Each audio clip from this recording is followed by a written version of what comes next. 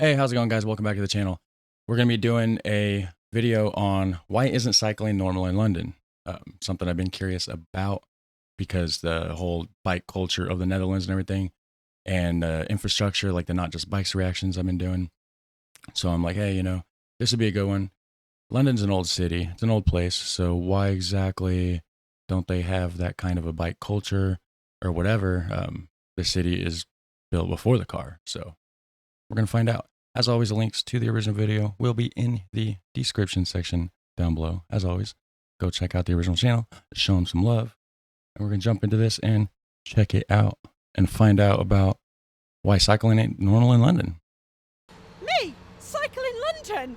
No, I'll die. You gotta be stark raving mad to cycle in London. I would cycle, but there are too many roads. I've tried cycling once, but there was a bus on the other side of the road. Ah! What's wrong with these people?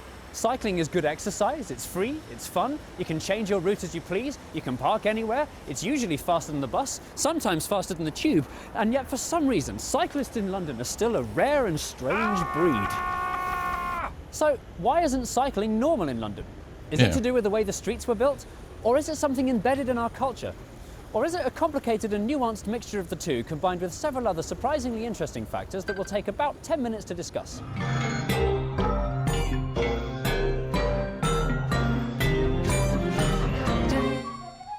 Cycling infrastructure in London has been around longer than you might think. As far back as the 1930s, when hardly anyone drove, the wise town planners decreed that cars and bikes don't mix. In fact, wasn't the bikes originally popularized there? Or was that Paris? I can't remember. I want to say I've seen old paintings, old pictures, I think, of 1800s London of a bunch of people on bikes. I can't be for sure, but there's also some of Paris too, though, so I might just be mixing it up with that. New suburbs in Morden, Perivale and Romford were furnished with shiny, wide, segregated cycle tracks. The first of its kind was opened by Transport Minister Leslie Horbalisher in 1934, but they weren't really used much. Cycling groups at the time hated these so-called cycle tracks. They were worried that they'd be forced to use them and then banned from regular roads. Indeed, that's exactly what Leslie Horbalisher wanted, saying that cyclists were the most dangerous people on the road today. So a cycling revolution never came. Maybe that dude was on the bike lanes in the Netherlands, because if you're just out walking on the bike lanes in the Netherlands, you'd be getting hit by those bikes from what I see. So maybe that dude was doing that and he's like, oh, these bikes are just crazy. But a new revolution was just around the corner. Introducing the new car. Think you can't afford a car? Thanks to technology, the new car is more affordable than ever. You can afford the new car. With a new car, you can drive around in your new car. Do you like your new car? I love my new car. This is clearly a satire commercial, right? This is not the actual commercial from back then. Or maybe it is, I don't know. And her laugh, though, that is... As cars became more Sound like a chipmunk. affordable, the roads became more full of them. And so, the 1960s planners, in their finite wisdom, altered London's existing streets to make more room for cars, and cyclists were completely forgotten about. Historic Hyde Park Corner was turned into... And this is what they were trying to do in Amsterdam, right? And there was it almost destroyed the city. I did a reaction on that. I think that was a Not Just Bikes one too, actually. to a massive scary roundabout where every lane was forgotten about. Historic Hyde Park Corner was turned into a massive scary roundabout where every lane is the wrong lane. So was Archway, Elephant and Castle, Waterloo, and Hammersmith. He said where every lane is the wrong lane. That's funny. The Westway was built, and nearly all the 1930s suburban cycle tracks disappeared, some becoming lanes for cars, others becoming parking spaces. Unsurprisingly, over the next few decades, the number of cyclists in London plummeted. Of course. This terrifying You forced him to. video from about 1984 and a half, which, believe it or not, is trying to promote cycling in London, shows just how treacherous and horrible life on two wheels had become. It's trying to promote cycling with the video like that? I wouldn't have got that. I would have been scared to cycle after watching that. It was Cars 1. Cycling in London shows just how treacherous and horrible life on two wheels had become. It was Cars 1, Cyclists, dead. Meanwhile, in Europe, cities like Amsterdam, which in the 70s had similarly lethal roads to London, not Exactly. That's what I was just saying. to mention a few dead children, decided to do something brave. Over the next 3 decades, the historic streets were totally transformed to prioritize pedestrians and pedalers. Yeah, if that is something you're interested in, I do have a video, a reaction on my channel on how highways almost destroyed Amsterdam, I think is the title of it. Cars were banned from some streets, and new, segregated, wide, uninterrupted, smooth cycle paths were built in the lanes where people used to drive. Turning Amsterdam inside out wasn't easy, and it didn't happen overnight, but eventually cycling became the normal, default way of getting around, and it was cars that had to learn to wait their turn, keep out of the way, and go the long way round. Now that doesn't mean that the Dutch are bike-mad cycling enthusiasts. That's a bit... Also, there's another video by Not Just Bikes that's how driving is actually better in Amsterdam. So it's not just bikes, right? Like, yeah, biking infrastructure is like next level, but also the people that do drive cars, it's just set up amazing for the car as well. a bit like saying that everyone in Britain is obsessed. But it's not set up to where it's dependent on their car. That's the difference. That's where it sets them apart. That doesn't mean that the Dutch are bike-mad cycling enthusiasts. That's a bit like saying that everyone in Britain is obsessed with vacuum cleaners just because everyone's got one. In Holland, the Netherlands... I thought everybody everywhere had a vacuum cleaner. I know they call them Hoovers in England, which is a brand of vacuum cleaner. But that's what they just kind of like call them all. is obsessed with vacuum cleaners just because... Yep, that's a Hoover if you look real close. Hold on a second here. Microphone's in the way. Yeah, I'm pretty sure that's a Hoover there. Everyone's got one. In Holland, the Netherlands, there's no such thing as a cyclist. Yeah, it's not Holland, guys. Holland is just 2 of the provinces. That's like calling the entire America, like calling it Texas or something. Come on. There's like 12 provinces. North Holland, South Holland. It's just 2 of them. It's not the entire country. The country's called the Netherlands. In Holland, the Netherlands, there's no such thing as a cyclist. These people are teachers, doctors, lawyers, students, systems analysts, chartered quantity surveyors and porn stars. So why didn't this happen in London? Actually, it's quite hard to say. What did he say? Teachers, doctors, the Netherlands, there's no such thing as a cyclist. These people are teachers, doctors, lawyers, students, systems analysts, chartered quantity surveyors and porn stars. So why didn't this happen in London? Actually, it's quite hard to say. Maybe it's because we Brits have always been overly attached to our cars. In the 80s, cars were a status symbol.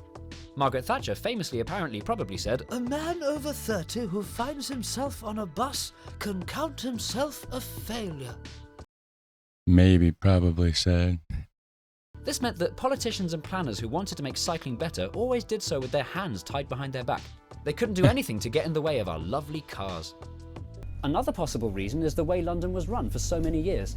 After Thatcher abolished the GLC in 1986, cycle infrastructure and the like was... What is this GLC? After Thatcher abolished the GLC in Oh, Greater London Council. Okay. 1986, cycle infrastructure and the like was provided by London's 32 bickering boroughs. So there was no one to provide a citywide shift in culture. But that would all change in the year 2000. For the first time, London had an assembly and a directly elected mayor with the power and budget to think big. Ken Livingstone and the newly formed Transport for London, or TfL, had to tackle London's chronic congestion and pesky pollution, and they saw that cycling could play a vital role. Although late to the party, with the right investment, London had... Speaking of that, I mean, maybe not speaking of that, but just, you know, is London more polluted than Amsterdam is? Right? There's more cars and buses and whatever going on in Amsterdam or in London than there is Amsterdam. Is the air quality better in Amsterdam than it is in London, I wonder? Let me know if you know about that. That cycling could play a vital role.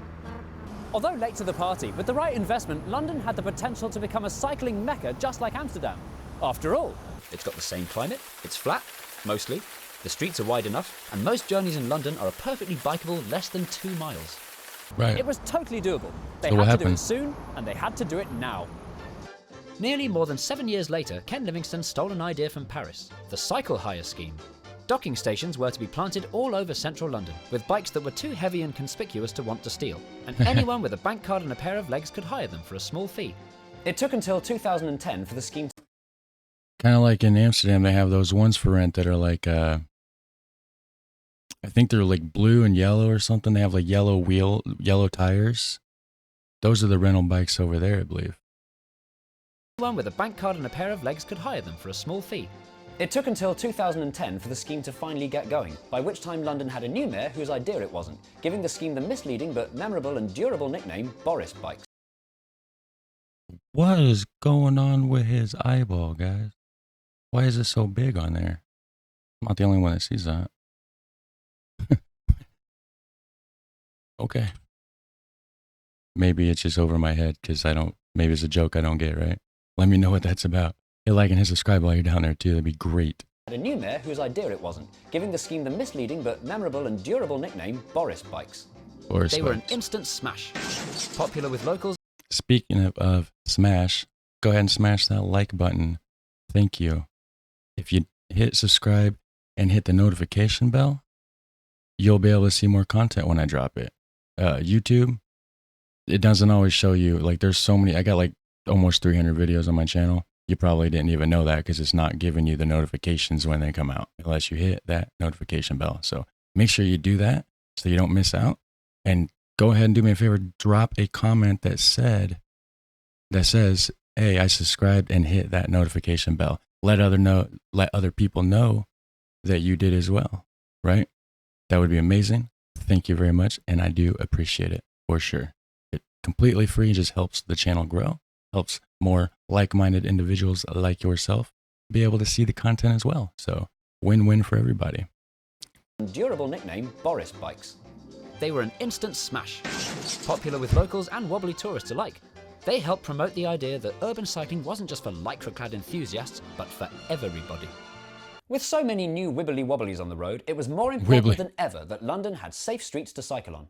Wibbly wobblies. So what happened? I'm wondering, because you said 2010 is when it took off, so we're still about 12 years back. When was this video posted? Let me check here. This original video here. Okay, so this is 2018, so that was 4 years ago. Okay. Find out. And so, that very same year, along came the mayor's most boldest plan so far, the Cycle Superhighways. Did he say the most Boris plan? On the road, it was more important than ever that London had safe streets to cycle on. And so, that very same year, along came the mayor's most boldest plan so far, Boldest plan. Okay. the Cycle Superhighways. This was a new special type of bicycle motorway for commuters that was long distance, clearly labelled, and painted luminous bright blue to match.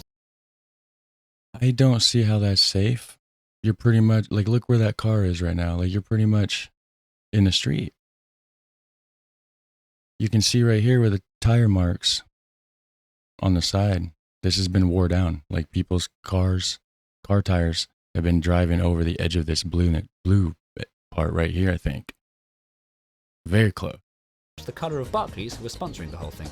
12 cycle superhighways were planned, numbered like hours on a clock, radiating out from central London. The first to open in 2010 was CS7, which went over the underused Southwark Bridge, squiggled around Elephant and Castle, and followed the Northern Line all the way down to Collier's Wood. Next came CS2, which went east from Aldgate, through Whitechapel, and up to the future Olympic Park at Stratford. But were these superhighways any good? No. Although very well signposted in a lovely shade of blue, there was nothing to physically separate cyclists from passing cars, buses and lorries. Sometimes the blue paint would stop abruptly. If you're an American viewer, or any other country, I guess, that doesn't call it lorries, lorries are what we call in America a semi-truck. They call it lorries over there. Just in case you wasn't aware. I didn't know before, like, I was watching like Shipping Wars UK or something, and they said lorries a couple times, and then I'm like, wait a minute, and then I realized what it was. Separate cyclists from passing cars, buses and lorries. Sometimes the blue paint would stop abruptly or merge with a bus lane or fill up with parked cars. Timid new cyclists, the very people this scheme was designed to make feel safe, didn't feel safe at all.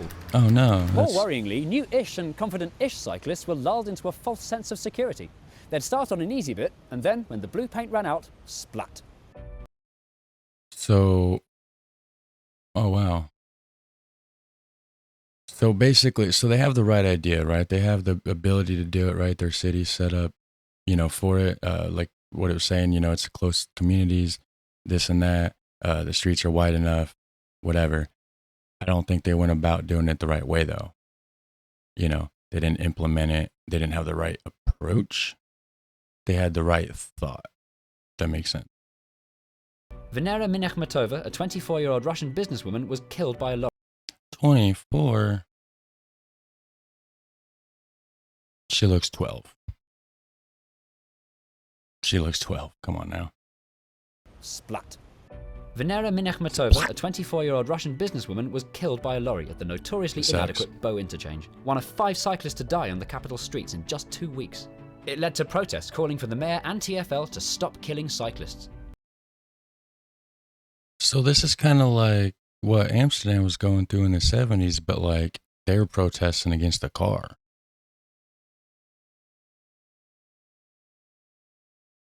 Are they also protesting against the car here then? Because it's cyclists, so they're protesting. They want. Okay, yeah. So yeah, it pretty much is about the same thing. Interesting how history repeats itself, huh? A closer look at the original superhighway designs reveals that they were dangerously ill thought through. According to this map, CS11 was supposed to go up the very narrow Kilburn High Road. And where exactly was that meant to go? So TfL went back to the drawing board and took it more seriously this time. Okay. The next generation of cycle superhighways from 2013 onwards was a massive improvement. Physically separated from traffic with features like dedicated traffic lights and right here, look. Was a massive improvement. Physically. That's kind of like more like what you would see in the Netherlands, where it's separate. You even have like a median in between to like legit separate you more from the actual traffic. So that is good. That is cool. Separated from traffic with features like dedicated traffic lights and floating bus stops, these were proper cycle paths worthy of the Dutch. Have these new superhighways been a success? Yes. Cycling on these routes has increased a whopping 60%. At rush hour, 60% Nice. of all journeys are bikes. They even have cycling traffic jams. It demonstrates quite demonstrably that if you build it, they will come. Cycling traffic jams. Interesting. Spurred on by the success of the cycle superhighways, the city was starting to send itself cycling silly. Look! Torrington Place is closed to cars westbound. Look! Bank Junction is buses and bikes only on weekdays. Look! Camden are filling their streets with armadillos. Armadillos! Wait, what's going on? Hold on now. I missed something. What's the point of this part here? Hold on. Success of the cycle superhighway. Quite demonstrably that if you build it, they will come. Spurred on by the success of the cycle superhighways, the city was starting to send itself cycling silly. Look! Success of the cycle superhighways, the city was starting to send itself cycling silly. Okay, it was sending itself cycling silly. So they were getting crazy with it, is that what he's saying? Look! Torrington Place is closed to cars westbound. Look! Bank Junction is buses and bikes only on weekdays. Look! Camden are filling their streets with armadillos. Armadillos! We're even starting to correct our mistakes from the 60s, turning former big scary roundabouts into much safer, albeit confusing, two-way inside-out question mark-shaped junctions. In Archway, Elephant and Castle, Waterloo. Not Hammersmith though, it's too late for Hammersmith. Blech. So everybody's happy. Inside out question mark shaped roads. That's weird. Or are they? The cycling revolution has attracted criticism from some groups like... Bad luck and you're out of time. But you did very well. You did the history, you did the superhighways, you even went to Amsterdam. But there's still so much more to talk about. Will you come back for part 2? Yes, I will. Excellent. We look forward to it, don't we? See you after the break. Part 2, huh? What is it? It's like a TV show all of a sudden. Hello, one of the following 2 things is true. 1. Skillshare is a great online learning community for creators. Or 2. If you flap Okay, your so arms that... very, very, very, very fast, you can fly. Can you fly? Maybe you can. You can fly right on over to another one of my videos. Fly down there and hit like and subscribe on this one. And guess what? I'll catch you in the next one. You guys have a super fun, awesome day. Take care.